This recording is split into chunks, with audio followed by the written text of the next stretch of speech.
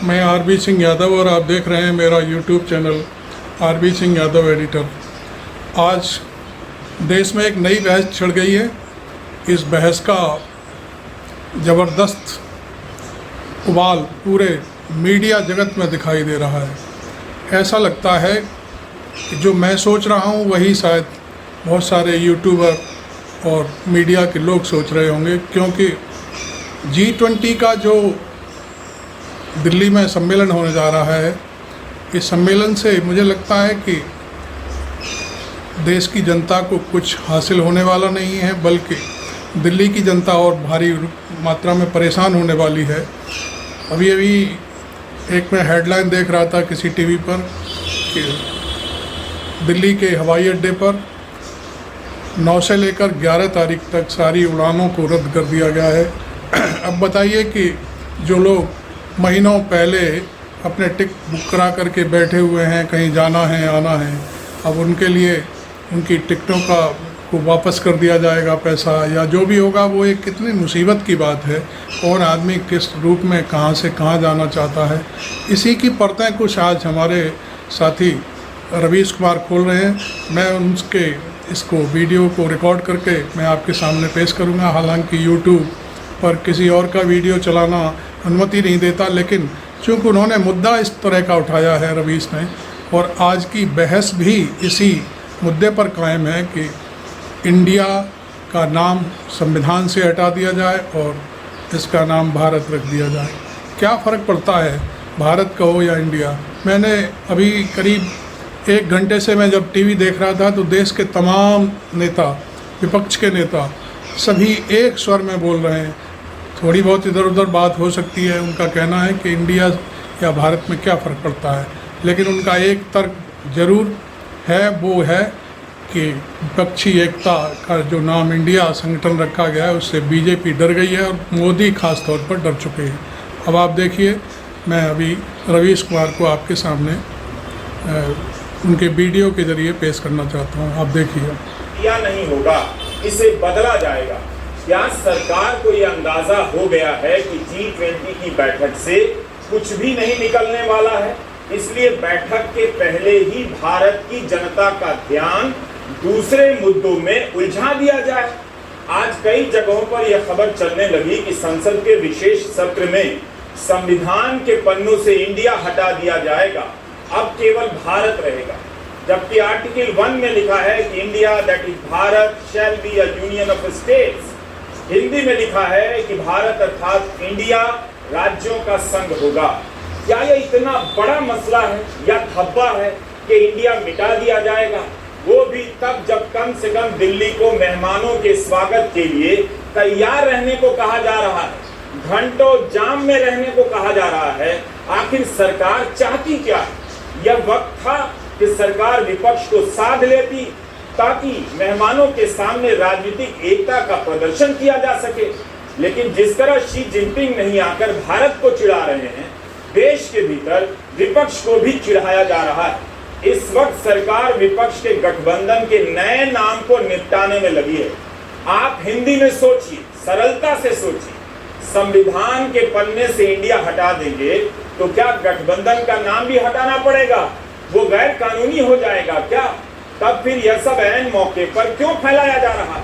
जब G20 की बैठक होने वाली है, क्या इसलिए कि शी जिनपिंग के नहीं आने की चर्चा ना हो, G20 की चुनौतियों और नाकामियों की चर्चा ना हो?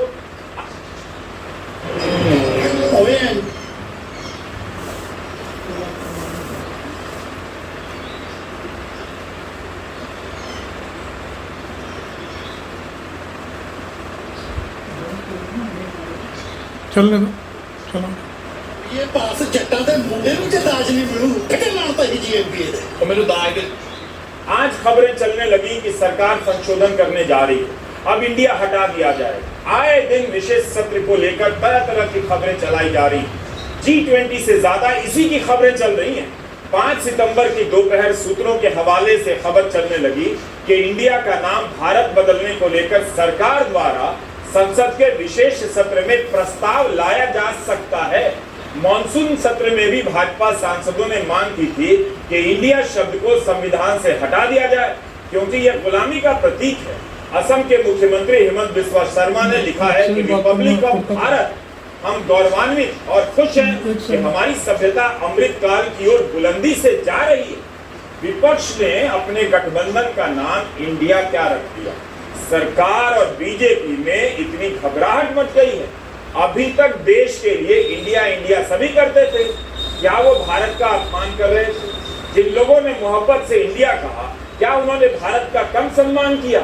कितने ही गीतों में, कविताओं में इंडिया है, क्या वहां से भी ये बदल दिया जाएगा? क्या ये सरकार अब सारे जरूरी काम छोड़कर यही सब करने जा रही है? G20 के प्रचार, हर जगह इस्तेमाल होने वाले इंडिया नाम को अचानक समारोह के खत्म होने से पहले गुलामी के प्रतीक के रूप में देखा जा रहा है, दिखाया जा रहा है। ये पहले क्यों नहीं दिखा? सवाल है कि अगर देश का नाम बदला जाता है तो क्या मात्र इसलिए कि विपक्ष एनडीए के विरुद्ध एकजुट हो गया है और इसके गठबंधन के नामों का सार इंडिया है? मोदी कार्यकाल के 9 साल में इस नाम की गुलामी को दूर करने का ख्याल नहीं आता। जुलाई में विपक्ष के गठबंधन ने अपना नाम इंडिया क्या रख दिया, बस तभी से सत्ता पक्ष को इसमें गुलामी नजर आने लगी। क्या ये विपक्ष का इतना बड़ा मास्टर स्ट्रोक है? G20 का नारा है, एक पृथ्वी, एक परिवार और एक भविष्य, लेकिन इस नारे की एकता बिखरती नजर आ रही।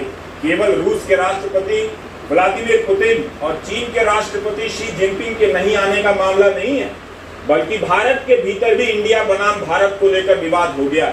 राष्ट्रपति भवन की तरफ से 9 सितंबर को होने वाले रात्रि भोज के लिए निमंत्रण पत्र जारी हुआ है। उसमें प्रेसिडेंट ऑफ भारत लिखा, आमतौर पर अंग्रेजी में प्रेसिडेंट ऑफ इंडिया लिखा जाता था। इस बात को लेकर कांग्रेस सहित तमाम विपक्षी दलों ने ऐतराज कर दिया। संविधान के आर्टिकल 52 में लिखा है कि प्रेसिडेंट ऑफ इंडिया होंगे, यानी इंडिया के इस्तेमाल का चलन रहा है, मगर अचानक कार्ड पर प्रेसिडेंट ऑफ भारत लिखा देखा तो विपक्ष की नजर में साफ हो गया कि G20 के नारे का ही ख्याल नहीं रखा जा रहा है। क्या यही है G20 को लेकर मोदी सरकार की गंभीरता? क्या इसी के लिए हजारों करोड़ रुपए फूंक दिए गए कि इसके महत्व पर चर्चा की जगह अब भारत बनाम इंडिया की बहस में देश को उलझाया जाए? कांग्रेस महासचिव जयराम रमेश ने ट्वीट किया है कि संविधान के अनुच्छेद 1 को बदलकर लिखा जा सकेगा कि Bharat that was India shall be a union of states. लेकिन आज तो इस राज्यों के संघ पर हमला हो रहा है। इस पर भाजपा अध्यक्ष जेपी नड्डा ने ट्वीट कर कहा कि कांग्रेस को देश के सम्मान एवं गौरव से जुड़े हर विषय से इतनी आपत्ति क्यों है? भारत जोड़ो के नाम पर राजनीतिक यात्रा करने वालों को भारत माता की जय के उद्घोष से नफरत क्यों है? स्पष्ट है कि कांग्रेस के मन में न देश के प्रति सम्मान है, न देश के संविधान के प्रति, न ही संवैधानिक संस्थाओं के प्रति। उसे तो बस एक विशेष परिवार के गुणगान से मतलब है। तो अब ये मैच शुरू हो गया है। आप ही बताइए, अगर विपक्ष ने अपने गठबंधन का नाम इंडिया रख दिया तो क्या इससे भारत का सम्मान कम हो गया? संविधान और संवैधानिक संस्थाओं का सम्मान क्या केवल नाम रख लेने से कम हो गया? G20 के पहले ये नया 2020 चलाया जा रहा है। जयराम रमेश ने तो भारत का एक नया अर्थ दिया है, तो क्या इसे भी अब बदल देगी बीजेपी? रमेश ने लिखा है कि भारत का मतलब bring harmony, Amity, reconciliation and trust. उनका ट्वीट है कि मोदी इतिहास को तोड़ना मरोड़ना चाहते हैं और इंडिया को विभाजित करना जारी रख सकते हैं। इंडिया वो जो भारत है, जो राज्यों का संघ है, लेकिन हम विचलित नहीं होंगे। आखिर क्या है इंडिया पार्टियों का उद्देश्य? ये है Bharat, bring harmony, Amity, reconciliation and trust. जुड़ेगा भारत, जीतेगा इंडिया। एक आदमी की सनक और बौखलाहट ने इस देश को उस कगार पर लाकर आज खड़ा कर दिया है कि हमारी पहचान पर सवाल उठ रहा है। कांग्रेस प्रवक्ता सुप्रिया श्री ने सोशल मीडिया में और मीडिया में जोक्स चल रहे हैं आपके सामने भारत को लेकर। ये आपकी सनक और आज के मुद्दे पर अपनी प्रतिक्रिया दे रही हैं। कि आप इंडिया से डरते हैं, मुझे पता है कि आप रवीश कुमार को भी फॉलो करें, लाइक करें, सब्सक्राइब करें और मेरे चैनल को भी सब्सक्राइब करें।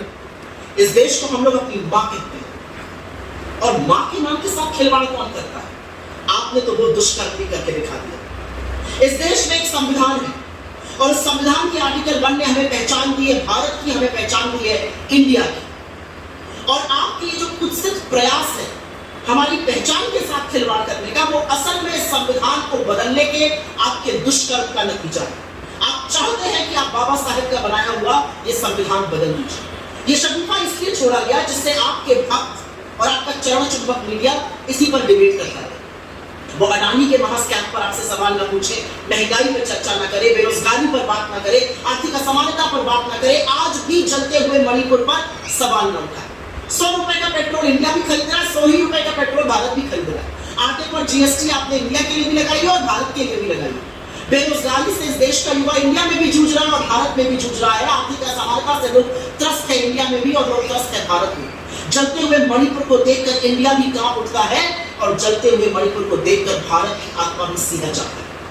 और अडानी के आपके नाक के नीचे पनपते हुए महाघोटाले पर इंडिया भी सवाल उठाता है और भारत भी आपसे जवाब चाहता है। इस देश को अपनी बनाई हुई महंगाई से, अपनी बनाई हुई बेरोजगारी से, अपनी लगाई हुई नफरत की आग से, अपनी बनाई हुई आर्थिक असमानता से, अपने बनाए हुए अडानी के महाघोटाले से बख्श दीजिए इंडिया और भारत दोनों को।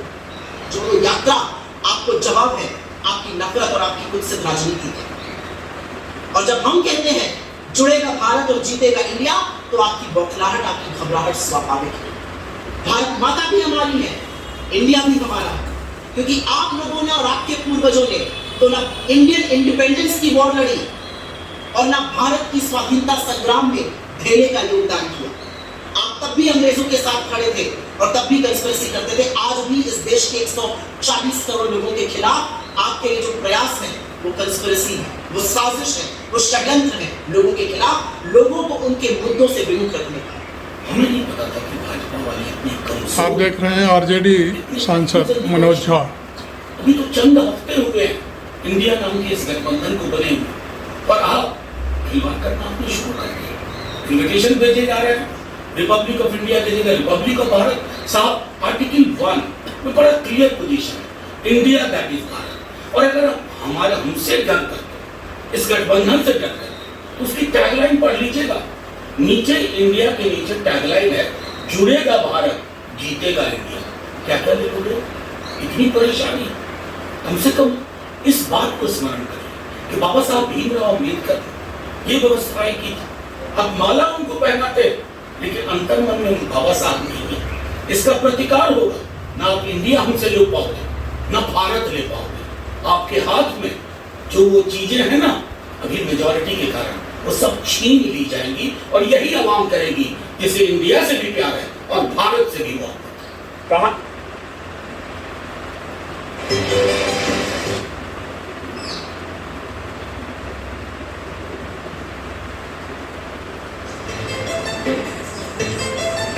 वीडियो लंबा हो सकता है, आप इसको कहा जा रहा है कि Congress president of Bharat subscribe जरूर करें, तब तो फॉलो बीजेपी करें, स्वागत करने शेयर क्यों भी नहीं कर चली लें। गई जब राहुल गांधी ने अपनी यात्रा का नाम भारत जोड़ो यात्रा रखा। ये है सरकार की तरफ से G20 के ठीक पहले एकता के प्रदर्शन की मिसाल। क्या इंडिया की जगह भारत लिखने का या लिखवाने का यही मौका है? ऐसा क्यों किया गया? उधर G20 के भीतर भी एकता और एकजुटता का हाल अच्छा नहीं। चीन के राष्ट्रपति शी जिनपिंग G20 में हिस्सा लेने भारत नहीं आएंगे। इनके नहीं आने को लेकर शुरू से ही हवा में अटकलें तैर रही थी कि नहीं आएंगे। अब इसकी पुष्टि हो गई। जो बाइडेन की पत्नी को कोविड है, इस कारण जो बाइडेन आएंगे या नहीं अटकलें चल रही हैं। मगर खबरें यह भी छपी हैं कि जो बाइडेन भारत आ रहे हैं। जो बाइडेन ने कहा है कि शी जिनपिंग के नहीं आने का उन्हें अफसोस है। बताया जा रहा है कि भारत के अमेरिका के करीब जाने के कारण शी जिनपिंग भारत नहीं आ रहे हैं। पर क्या यही कारण होगा शी जिनपिंग का नहीं आना? क्या इस बात के संकेत भी हैं कि सीमा विवाद के कारण जिनपिंग दिल्ली नहीं आना चाहते और अब भारत के प्रधानमंत्री के लिए बीजिंग जाना या किसी और ग्लोबल सम्मेलन में शी जिनपिंग से मिलना और मुश्किल होता जाएगा? हमें यह भी देखना चाहिए कि सीमा विवाद के बीच ऑनलाइन और ऑफलाइन कितने ही सम्मेलनों में शी जिनपिंग और नरेंद्र मोदी की मुलाकात हो चुकी है। शी जिनपिंग ने G20 की बैठक को ही क्यों चुना? G20 में 20 देश हैं। इस समूह में कोई ना कोई देश किसी से करीब होगा, अमेरिका से भी करीब होगा। अकेले भारत तो अमेरिका के करीब नहीं, कुछ चीन और रूस के भी करीब होंगे।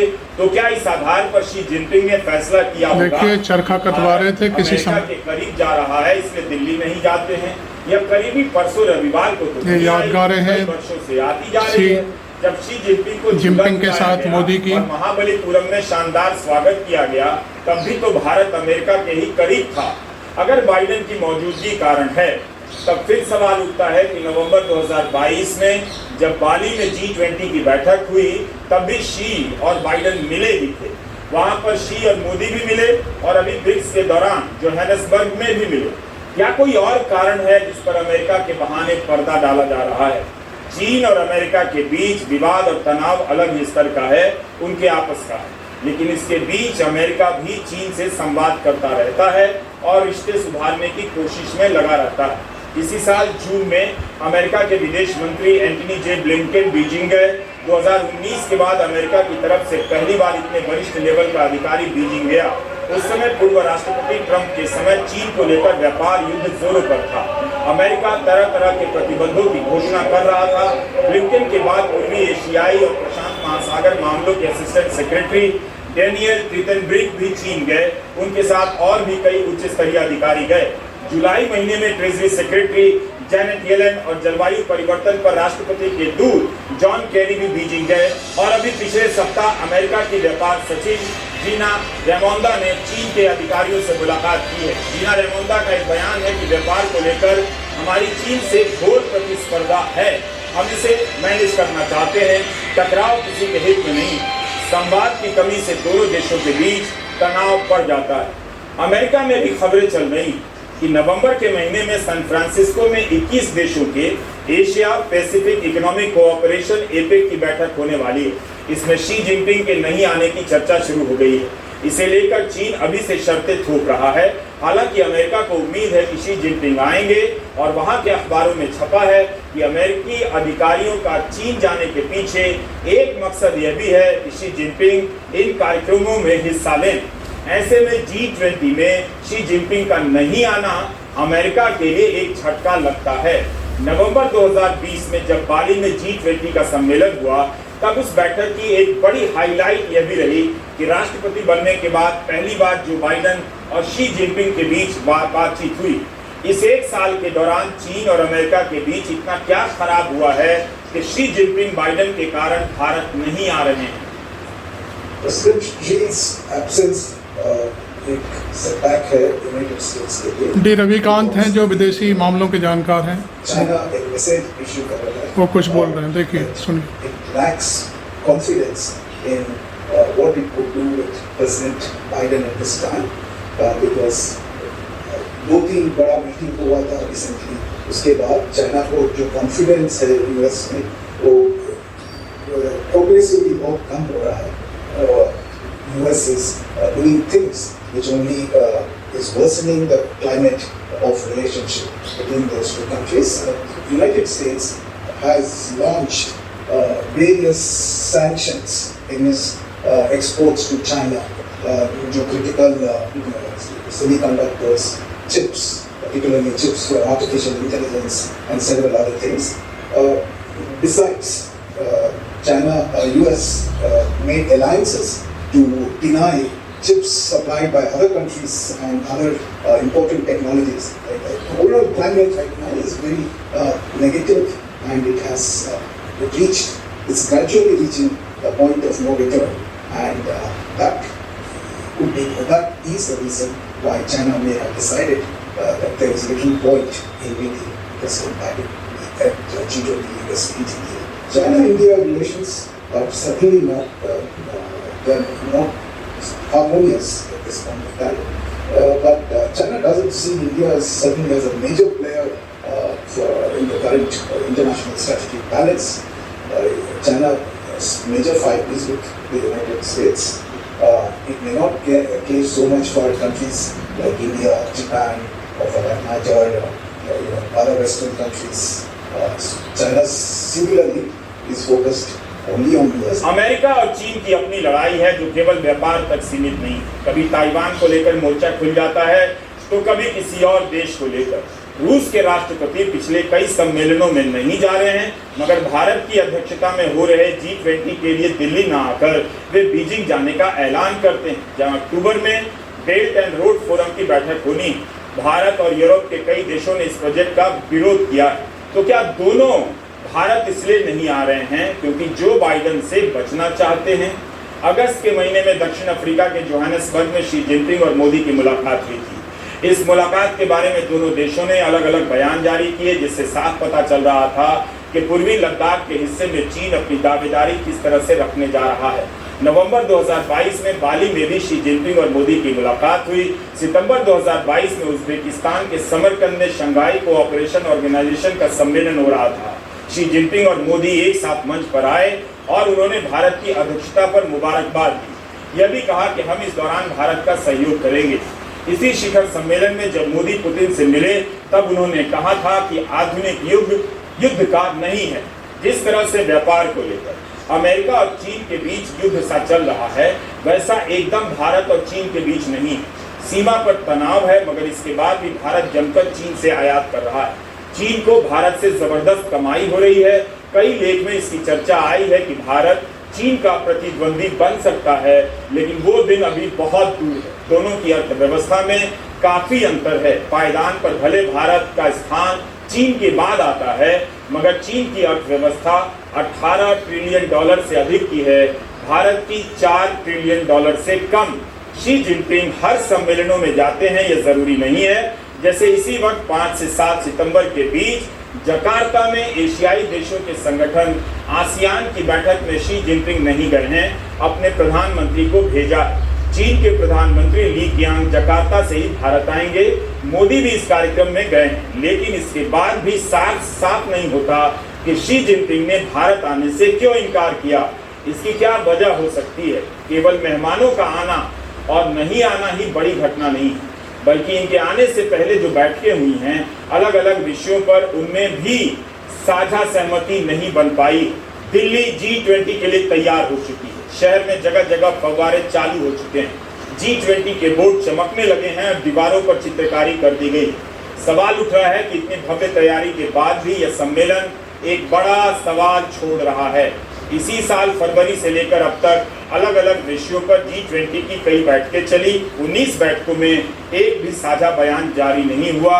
इस बैठक से क्या निकला, इसकी रिलीज जारी की गई, जिसे आउटकम स्टेटमेंट कहा जाता है।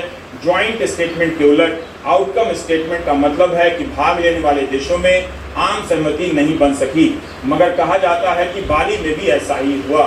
फरवरी महीने में वित्त मंत्रियों और सेंट्रल बैंक के गवर्नर की बैठक हुई, उसमें कोई साझा बयान जारी नहीं हुआ। मार्च महीने में दिल्ली में G20 के विदेश मंत्रियों की बैठक हुई, उसमें भी कोई साझा बयान जारी नहीं हुआ।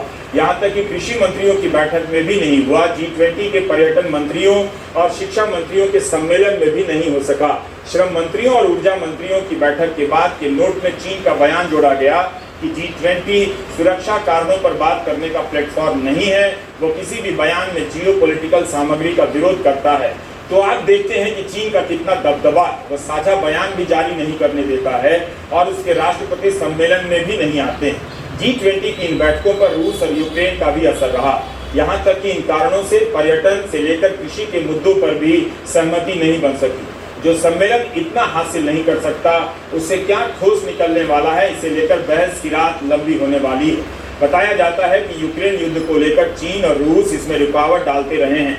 भारत की कोशिश है कि अंत में एक साझा बयान आए, ताकि उसकी अध्यक्षता में होने वाले इस सम्मेलन की छाप गहरी हो। लेकिन चीन और रूस के टॉप लीडर के बिना इस साझा बयान की अब क्या अहमियत रह जाएगी? अभी तो साझा बयान के भविष्य पर ही प्रश्न चिन्ह है। G20 के शेरपा अमिताभ कांत का कहना है कि वे आशावादी हैं। उन्होंने कहा कि रूस यूक्रेन युद्ध बड़ा मुद्दा नहीं है, विकास पर जोर रहेगा, लेकिन विकास से जुड़े मंत्रालयों की बैठक के बाद भी तो साझा सहमति नहीं बन पाई। भारत के लिए यह बड़ी चुनौती है। अगर साझा बयान जारी नहीं हुआ तो G20 के इतिहास में ऐसा पहली बार होगा। पिछले साल नवंबर में बाली में इंडोनेशिया की अध्यक्षता में G20 की बैठक हुई थी। उस बैठक में तो साझा बयान जारी हुआ, यूक्रेन युद्ध की निंदा भी हुई। G20 के शेरपाओं की 17 दिनों तक बैठक चली, उसके बाद एक बयान जारी हुआ। काफी बड़ी बात थी कि साझा बयान जारी हुआ, क्योंकि उस समय भी सदस्य देशों और रूस चीन के बीच इस मसले पर सहमति नहीं थी। जारी किए जाने के बाद इस बयान को लेकर रूस ने युद्ध वाले पैराग्राफ पर आपत्ति जताई। बाली के डिक्लेरेशन में वो वजन तो नहीं, जो आमतौर पर होता है, मगर दुनिया भर में हेडलाइन छपी कि रूस ने यूक्रेन युद्ध पर साझा बयान स्वीकार किया। जब इंडोनेशिया इतनी बड़ी कूटनीतिक सफलता हासिल कर सकता है, तब भारत क्यों नहीं कर पा रहा है? क्या भारत कर पाएगा? भारत में रूस के राजदूत डेनिस सेलिकोव ने बैठक से एक हफ्ता पहले कहा कि पश्चिम के देशों को बाली घोषणा पत्र में युद्ध पर शामिल पैराग्राफ को बदलने को लेकर सोचना चाहिए, मगर वो उसे रखना चाहते हैं। उन्होंने कहा कि उसकी भाषा को दिल्ली के सम्मेलन में बदला जाना चाहिए। फॉरेन कॉरेस्पॉन्डेंट क्लब में मीडिया से बात करते हुए उन्होंने कहा कि अगर किसी मुद्दे पर आपसी सहमति नहीं बन रही है तो उसे हटा दिया जाना चाहिए, क्योंकि G20 में राजनीतिक मुद्दों को जगह नहीं दी गई है। विदेश मामलों के जानकारों के अनुसार सम्मेलन से पहले ऐसे बयान सामूहिक सहमति पर गंभीर सवाल खड़े कर रहे हैं। हमें याद रखना चाहिए कि बाली में शी जिनपिंग थे, दिल्ली में शी जिनपिंग नहीं होंगे और ना ही पुतिन। बाली के बयान में लिखा था कि आज का दौर युद्ध का नहीं है। ये और बात है कि निंदा कांसी साबित हुई। युद्ध आज भी जारी है और आज के दौर में ही जारी है। फिर ऐसे आयोजनों की क्या प्रासंगिकता रह जाती है? जब से यूक्रेन युद्ध शुरू हुआ है, G20 का यह दूसरा सम्मेलन है, G7 का सम्मेलन हो चुका है। इन बड़े नेताओं ने जितनी डींगे हाँक ली हों, फोटोएं खिंचवा ली हों, मगर सच्चाई यही है कि इनसे युद्ध नहीं रुका और इनके रिकॉर्ड बताते हैं कि आगे भी नहीं रुकने वाला। प्रतिबंधों से भी कुछ नहीं हुआ। यूरोप रूस से खुलकर गैस का आयात कर रहा है। G20 का थीम है वसुधैव कुटुंबकम। चीन को इस पर भी ऐतराज था, मगर वो बहस चीन ने बेकार ही की। सवाल है कि एक पृथ्वी, एक परिवार, एक भविष्य के नारे की सुंदरता क्या फीकी नहीं रह जाएगी अगर इसके दो बड़े सदस्य ही ना आए? इनकी आपस की लड़ाई थम नहीं रही है, तो फिर एक पृथ्वी, एक परिवार का क्या मतलब? सभी आते तो एक मंच पर लाने और एक लक्ष्य के लिए एकजुट करने की चुनौती बनती और उसे पार करने पर प्रधानमंत्री की तारीफ होती।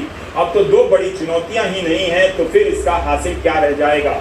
G20 को लेकर दिल्ली के राजनीतिक दलों के बीच 2020 का मैच चालू हो चुका है। इलेक्ट्रिक बसों को लॉन्च करने के लिए मुख्यमंत्री भी झंडा दिखाने पहुंच रहे हैं और उपराज्यपाल भी, जबकि यह काम दोनों में से कोई एक कर सकता था। उपराज्यपाल को वहां जाने की क्या जरूरत थी? लेकिन बीजेपी दावा कर रही है कि मोदी जी ने बस दे दी, तो आम आदमी पार्टी को बताना पड़ रहा है कि इस बस का खर्चा दिल्ली ने भी उठाया। विदेश राज्य मंत्री आम आदमी पार्टी पर आरोप लगा रही हैं कि आम आदमी पार्टी की सरकार ने कुछ नहीं किया। उधर राघव चड्ढा वीडियो जारी कर दिल्ली को सुंदर बनाने का श्रेय अपनी पार्टी की सरकार को दे रहे हैं। दिल्ली में विकास का साझा श्रेय नहीं ले पा रहे हैं, सब अपने अपने हिस्से का बांट कर श्रेय ले रहे हैं। केंद्र सरकार के मंत्रियों को उदारता दिखानी चाहिए थी इस वक्त और श्रेय लेने की बहस से पीछे रहना चाहिए था, मगर वे खूब आगे, विदेश राज्य मंत्री आगे। दिल्ली के विकास को लेकर इस तरह से दावे हो रहे हैं जैसे पंचायत चुनाव से पहले सरपंच ने पानी की टंकी बनवाकर बहुत बड़ा काम कर दिया हो। भारत में अलग ही G20 चल रहा है। नमस्कार, मैं रवीश कुमार। आप देख रहे थे मेरे साथ रवीश कुमार और उन्होंने पूरी परतें खोल के रख दी। नमस्कार, मैं दीपक शर्मा और मेरे YouTube मंच पर आपका स्वागत। तो दोस्तों, किसी होशियार अब आप इस मेरे चैनल को सब्सक्राइब करें, लाइक करें और फॉलो भी करें। मैं अगला वीडियो में आपके सामने फिर पेश करूंगा कोई अच्छा सा जो आपको अच्छा लगेगा। Thank you very much.